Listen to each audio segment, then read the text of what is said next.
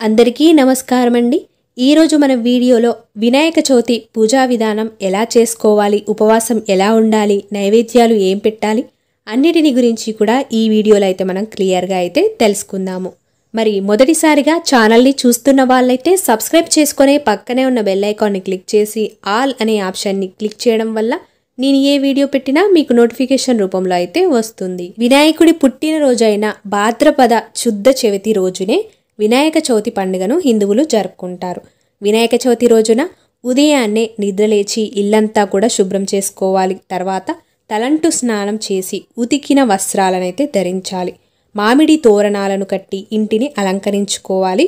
ముందైతే ఇంట్లో ఉన్న పూజా మందిరాన్ని శుభ్రంగా కడుక్కొని క్లీన్ చేసుకొని గంధం కుంకుమ బొట్లతో అలంకరించుకొని పూలమాలలతో అలంకరించుకొని మనం రోజు చేసే నిత్య పూజ చేసుకున్న తర్వాతనే వినాయకుడి పూజ చేసుకోవాలి। ఇలా వినాయకుడికే కాకుండా ఏ దేవుడికైనా కూడా నిత్య పూజ చేసుకొని ఆ తర్వాత మనం చేసుకోవాలి। మనం ఏ పనులు స్టార్ట్ చేయాలన్నా ఏ శుభకార్యాలు జరగాలన్నా మొదటగా వినాయకుడికి పూజ చేసిన తర్వాతనే ఏ దేవుడికైనా చేయాలి।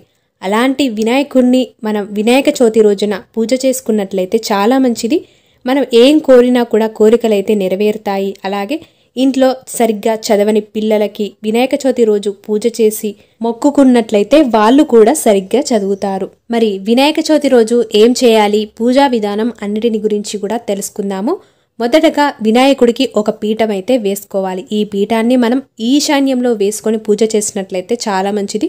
వినాయకుడికనే కాకుండా ఏ దేవుడికి వ్రతాలు చేసినా నోములు చేసినా మన ఇంట్లో ఈశాన్యం ప్లేస్లో పీఠ వేసుకొని చేసినట్లయితే ఎక్కువ ఫలితం అనేది మనం పొందవచ్చు। అలా మనము ఒక పీఠం వేసుకున్న తర్వాత పీఠం మీద చక్కగా నీళ్లతో చల్లి పసుపుతో రాసి ఒక ముగ్గు వేసుకోవాలి। ఆ ముగ్గు పైన ఒక క్లాత్ వేసుకోవాలి। రెడ్ కలర్ కానీ ఎల్లో కలర్ కానీ ఏ కలర్ అంటే ఆ కలర్ వేసుకోవచ్చు। అలా క్లాత్ వేసుకున్న తర్వాత క్లాత్ మీద వినాయకుడిని పెట్టుకోవాలి।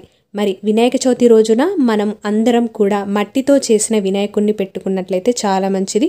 నేను ఇక్కడ వీడియోలో ఫోటోతో చూపిస్తున్నాను, ఎందుకంటే ఈ వీడియోని ముందే చేస్తున్నాను కాబట్టి నేనైతే ఫోటోతో చూపిస్తున్నాను। కానీ నార్మల్గా వినాయక చవితి రోజు అయితే ఫోటో పెట్టకుండా మట్టితో చేసిన వినాయకుడి విగ్రహాన్ని అయితే తప్పనిసరిగా పెట్టుకోవాలి। మట్టి విగ్రహాన్ని మన చేత్తో మనం తయారు చేసుకొని కూడా పూజ చేసుకోవచ్చు, కానీ ఏ పగుళ్ళు లేకుండా అయితే చూసుకోవాలి। పగుళ్ళు ఉండి పూజ చేసినట్లయితే ఇంట్లో మంచిది జరగదు।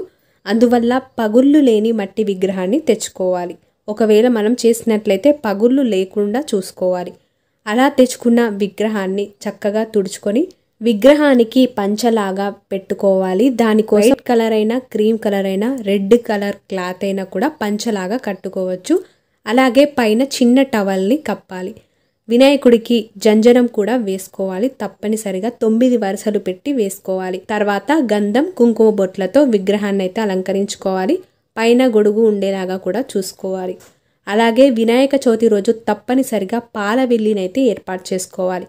పాల వెల్లిని ఏర్పాటు చేసుకొని దానికి కొన్ని కూరగాయలు కానీ పండ్లు కానీ వేలాడేలాగా దారంతో పైన కట్టుకోవాలి। పాలవెల్లి మాత్రం తప్పనిసరిగా అందరూ పెట్టుకోవాలి, పాలవెల్లి ఉంటేనే చాలా మంచిది। ఇలా మనము పీఠం పైన పాలవెల్లిని ఏర్పాటు చేసుకొని పీఠం లోపల వినాయకుడి విగ్రహాన్ని అలంకరించుకొని ఆ తర్వాత వినాయకుడికి అరటాకులతో కానీ మామిడాకులతో కానీ అలంకరించుకోవాలి। వినాయకుడికి చాలా ఇష్టమైన ఎర్ర కలర్ పువ్వులు కానీ తెల్ల కలర్ పువ్వులతో అలంకరించుకోవాలి। వినాయకుడికి చాలా ఇష్టమైన జిల్లేడు పువ్వుల దండ ఈరోజు వేసినట్లయితే ఇంకా చాలా మంచిది।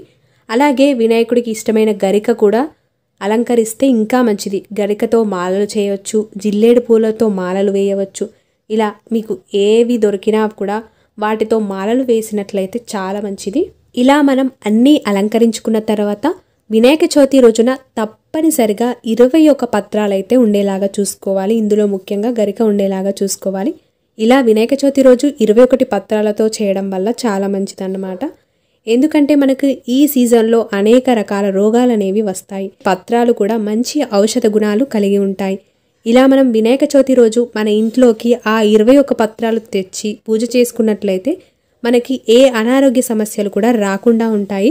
అందువల్ల స్పెషల్గా ఈ రోజు 21 పత్రాలతో మనం పూజ చేసుకుంటాము। ఇలా వినాయకుడి దగ్గర అన్ని ఏర్పాట్లు చేసుకున్న తర్వాత బుక్స్ కానీ పెన్స్ కానీ మనం వినాయకుడి పూజలో పెట్టుకోవాలి. అలాగే వర్క్ చేస్తున్న వారు వాళ్ళ ల్యాప్టాప్స్ కానీ దేనితో వర్క్ చేస్తున్నారో వాటిని కానీ మనం ఈ వినాయకుడి పూజలో అయితే పెట్టుకోవచ్చు. ఇలా పెట్టుకొని మనం వాటిని వాడుకోవడం వల్ల చాలా మంచిది. ఇలా వినాయకుడి దగ్గర అన్నీ ఏర్పాటు చేసుకున్న తర్వాత సున్నాని సపరేట్గా నీళ్ళతో కలుపుకోవాలి. అలాగే జాజును సపరేట్గా నీళ్ళతో కలుపుకోవాలి. ఇలా కలుపుకున్న తర్వాత ఇంటి బయట నుంచి వినాయకుడిని మనం ఎక్కడైతే ఏర్పాటు చేసుకున్నామో అక్కడి వరకు కూడా సర్కిల్ లాగా మనం గీసుకుంటూ రావాలి. ఇలా చేసిన తర్వాత మనం పూజ అనేది స్టార్ట్ చేసుకోవచ్చు. అలా వేయడం వల్ల వినాయకుడు లోపలికి వస్తాడని అందరి నమ్మకం. చాలామంది అలా వేస్తూ కూడా ఉంటారు. అలాగే ఈరోజు వినాయకుడికి చాలా ఇష్టమైన కుడుములు, ఉండ్రాళ్ళు, అరటి పండ్లు మీ దగ్గర ఎవ్వి ఉంటే ఆ పండ్లనైతే మనం ఈరోజైతే పెట్టుకోవచ్చు. అలాగే అన్నీ ఏర్పాటు చేసుకున్న తర్వాత దీపాలనైతే వెలిగించుకోవాలి. దీపాలను ఆవు నెయ్యితో కానీ, నువ్వుల నూనెతో కానీ, కొబ్బరి నూనెతో కానీ దీపాలను వెలిగించుకోవచ్చు. వినాయకుడికి మంగళహారతి ఇవ్వడానికి మంగళహారతిని కూడా ఏర్పాటు చేసుకోవాలి. అలాగే వినాయక చవితి రోజున ముడుపు కట్టినట్లయితే చాలా మంచిది. ఎవరికైనా తీరని కోరికలు ఉన్నట్లయితే ఈరోజు ముడుపు కట్టినట్లయితే చాలా మంచిది.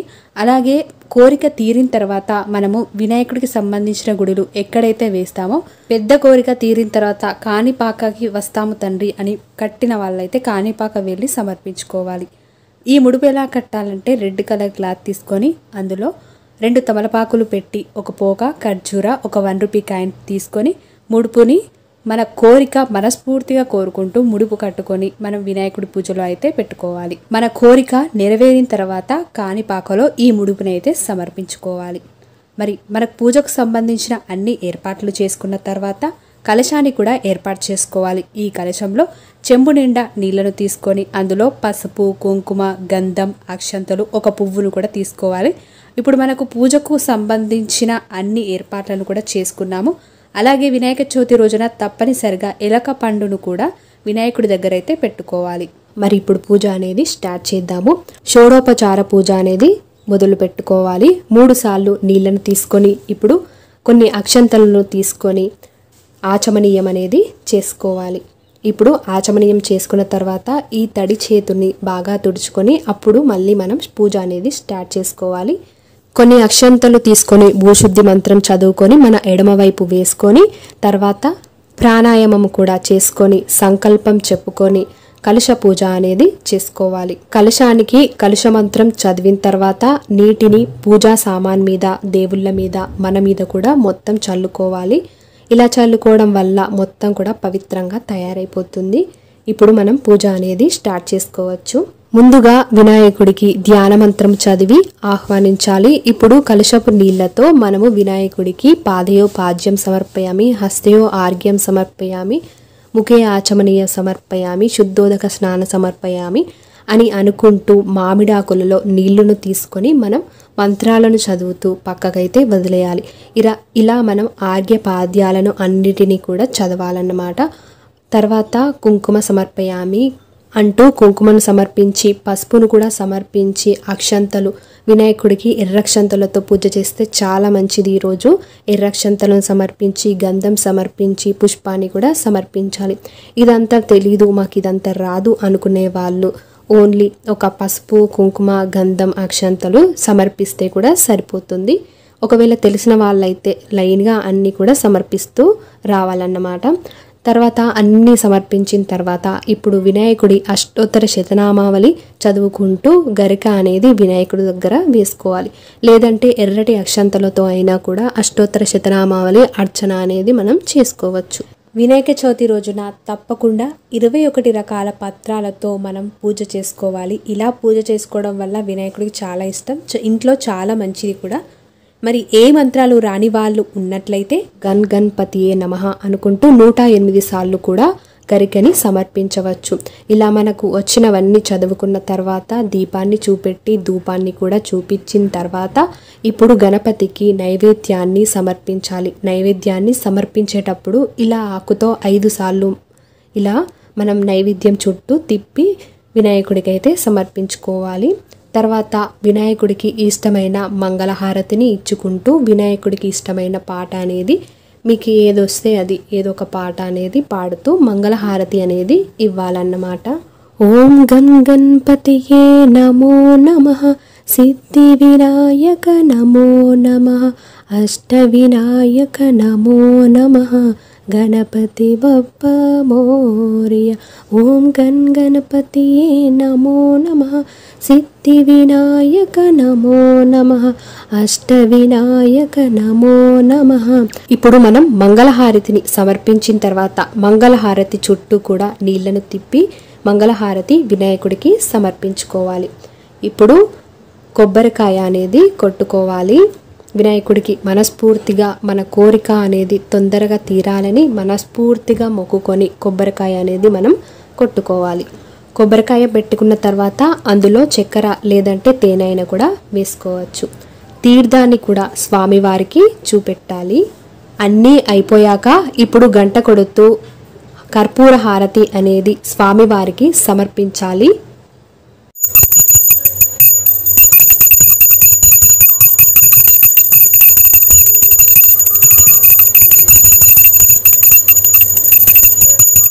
ఇప్పుడు ఈ హారతిని కూడా చుట్టూ నీళ్లు తిప్పి స్వామివారికి అయితే సమర్పించాలి. తర్వాత మనం కూడా తీసుకోవాలి. స్వామివారికి తమలపాకుని సమర్పించాలి. ఒకవేళ మీ దగ్గర ఉంటే సోంపు తేనె వేసి తమలపాకు అయితే సమర్పించుకోవచ్చు. ఇప్పుడు మంత్రపుష్పం చెప్పుకొని అంటే కొన్ని పువ్వులు చేతిలో తీసుకొని కొన్ని అక్షంతలు కూడా తీసుకొని మంత్రపుష్పం సమర్పయామి అనుకుంటూ స్వామివారికి అయితే సమర్పించవచ్చు. కొన్ని అక్షంతలు చేతిలోకి తీసుకొని క్షమామంత్రం చదువుకొని ఈ పూజలో ఏదైనా తప్పుంటే క్షమించమని కోరుకుంటూ ఆ అక్షంతలను వినాయకుడి దగ్గరనైతే వేసుకోవాలి. చివరగా కొన్ని అక్షంతలు వినాయకుడి పాదాల దగ్గర నుండి తీసుకొని మన నెత్తి మీద అయితే వేసుకోవాలి. ఇంతటితో మన ఉదయం పూజ అనేది పూర్తయిపోయినట్టే. ఈ సంవత్సరము మనకు వినాయక చవితి శుక్రవారం రోజున వస్తుంది. శుక్రవారం రోజున వస్తుంది కాబట్టి శుక్రవారం లక్ష్మీదేవి స్వరూపం. ఏ వస్తువును కూడా కదిలించకూడదు. వినాయకుడిని అయితే అస్సలు కదిలించకూడదు. కొందరు పూజ ఉదయం చేసి సాయంత్రం కదిలిస్తూ ఉంటారు, కానీ కదిలించకూడదు. ఒక్క నిద్ర అయినా వినాయకుడు మన ఇంట్లో చేయాలి. ఒక నిద్ర కానీ 3 కానీ 5 కానీ 9 కానీ ఇలా చేయొచ్చు. అలాగే ఉదయం పూజ అయిపోయిన తర్వాత ఉపవాసం చూసుకున్నట్లయితే ఒక పూట భోజనం అయితే చేసుకోవచ్చు. లేదు మాకు అవన్నీ లేవు అనుకున్న వాళ్ళు 3 పూట్ల అయితే తినొచ్చు. వినాయకుడికి ఖచ్చితంగా ఉపవాసం ఉండాలన్న రూల్ అయితే ఏం లేదు. ఒక పూట భోజనం చేసుకోవచ్చు, తింటే కూడా తినవచ్చు.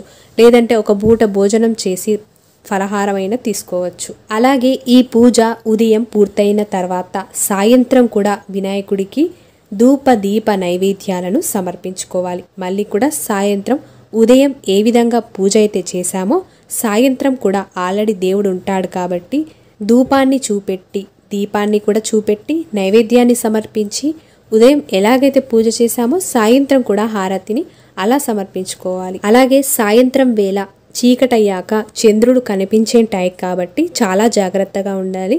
మ్యాక్సిమం బయటికి పోకుండా, బయటికి పోయినా పైకి చూడకుండా ఉండేలాగా చూసుకోవాలి. ఒకవేళ చూసినట్లయితే కూడా పరిహారం అయితే మనకి ఉంటుంది. దానికోసం ఏం చేయాలంటే చంద్రుణ్ణి చూసినట్లయితే అపనిందల పాలైతే తప్పకుండా అవుతారు. అలా అపనిందల పాలు అవ్వకుండా ఉండడానికి శమంతకం అని కథ ఉంటుంది మనకి. ఆ కథ చదువుకొని వినాయకుడి దగ్గరికి వెళ్ళి వినాయకుడి పాదాల దగ్గర కొన్ని అక్షంతలను తీసుకొని క్షమించు తండ్రి అని ఆ అక్షంతలను మనం నెత్తిపైన వేసుకున్నట్లయితే మనం ఆ సంవత్సరం అంతా అపనిందల పాలు కాకుండా ఉంటాము. కానీ చంద్రుడిని చూసి ఏం కాదులే అనుకొని ఉన్నట్లయితే అపనిందల పాలైతే తప్పనిసరిగా అవుతాము. అందువల్ల జాగ్రత్తగా ఉండడం అయితే మంచిది. అలాగే ఉదయం పూట పూజ అయిపోయిన తర్వాత వినాయకుని వ్రత కథ కూడా ఉంటుంది. ఆ వ్రత కథ చదివిన తర్వాతనే మనము తీర్థము ప్రసాదాలైతే తీసుకోవాలి. భోజనం చేసేవాళ్ళు ఉంటే భోజనం కూడా చేయవచ్చు. ఇలా ఆ రోజంతా పూజ చేసుకున్న తర్వాత తెల్లవారుజామున వినాయకుణ్ణి కదిలించుకోవచ్చు. మనకి ఈసారి వినాయక చవితి శుక్రవారం వస్తుంది, తెల్లవారుజామున శనివారం వస్తుంది కాబట్టి వినాయకుణ్ణి ఒక నిద్ర అయిపోయిన తర్వాత కదిలించుకోవచ్చు. అలాగే మట్టి వినాయకుణ్ణి కదిలించిన తర్వాత మళ్ళీ కొందరు వెళ్ళి పెద్ద వినాయకుడి దగ్గర పెడతారు. కానీ ఆల్రెడీ కదిలించిన వినాయకుణ్ణి మళ్ళీ పెట్టి పూజ చేయడం అయితే కరెక్ట్ అయితే కాదు. కావున వినాయకుణ్ణి నిమజ్జనం చేయడం చాలా మంచిది. అది ఒక నిద్ర అయినా 3 నిద్రలైనా 5 అయినా 9 అయినా నిమజ్జనం చేయాలి. నిమజ్జనం కోసం కాలువలైనా చెరువులైనా వాడుకోవచ్చు. అలాగే ఇలా మనకి కుదరని వాళ్ళు ఉన్నట్లయితే ఒక మంచి బకెట్లో మంచి వాటర్ను తీసుకొని అందులో అయినా నిమజ్జనం చేసి ఆ మట్టి వాటర్ని చెట్లకు ఎవరు తొక్కకూడని ప్రదేశంలో పోస్తే చాలా మంచిది. అలాగే వినాయకుడి దగ్గర ఉన్న గరికలు, 21 పత్రాలు, ఆకులు, పువ్వులు ఇవన్నీ కూడా మనము నిమజ్జనం చేసేటప్పుడు వినాయకుడితో పాటు చెరువులో అయితే వేసేయాలి. వినాయకుడి పూజ చేసేటప్పుడు ఎలకకాయని తప్పనిసరిగా వినాయకుడి దగ్గర పెడతాం కదా, ఆ ఎలకకాయని మనం ఇంట్లో పూజ రూమ్లో ఉంచుకుంటే చాలా మంచిది. అలాగే వినాయకుడికి పూజ చేసేటప్పుడు వినాయకుడి ఎడమ చేతిలో మనం లడ్డు తప్పనిసరిగా పెడుతూ ఉంటాము. ఈ లడ్డూని పూజ అయిపోయిన తర్వాత కొంచెం ప్రసాదంగా తీసుకొని మిగిలిన లడ్డూని మనం ఎక్కడైతే బియ్యం ఉంటాయో లేదంటే డబ్బులు దాచుకుంటామో అక్కడ పెడితే మంచిది. వినాయక చవితి అందరూ చేసుకోవాలా అన్న డౌట్ అందరికీ ఉంటుంది. మొక్కుతే చేసుకోవచ్చు, కానీ వినాయక చవితి చేసుకోవడం చాలా మంచిది. మనకు ఏ పనులలో కూడా ఆటంకాలు రాకుండా అన్నీ కూడా విజయవంతంగా సాగుతాయి. అలాగే వినాయక చవితి రోజు కొందరు కలశాన్ని పెట్టి కూడా పూజ చేసుకుంటారు. మరి కలశాన్ని ఎలా పెట్టుకోవాలి అన్నది కూడా వీడియో కింద డిస్క్రిప్షన్లో లింక్ అనేది ఇస్తాను. కలశం ఆనవాయితీ ఉన్న వాళ్ళు పెట్టుకోవచ్చు, ఆనవాయితీ లేని వాళ్ళు మట్టి విగ్రహాన్ని పెట్టుకొని కూడా చేసుకోవచ్చు. మరి ఈ వీడియోలో మీకేమైనా డౌట్స్ ఉంటే కింద నాకు కామెంట్లో అడగండి, నేను తప్పకుండా అయితే రిప్లై ఇస్తాను. ఈ వీడియో కనుక మీకు నచ్చినట్లయితే తప్పకుండా మీ యొక్క లైక్తో నాకు సపోర్ట్ని అయితే తెలియజేయండి. ధన్యవాదములు. మరో మంచి వీడియోతో మనమైతే కలుద్దాం.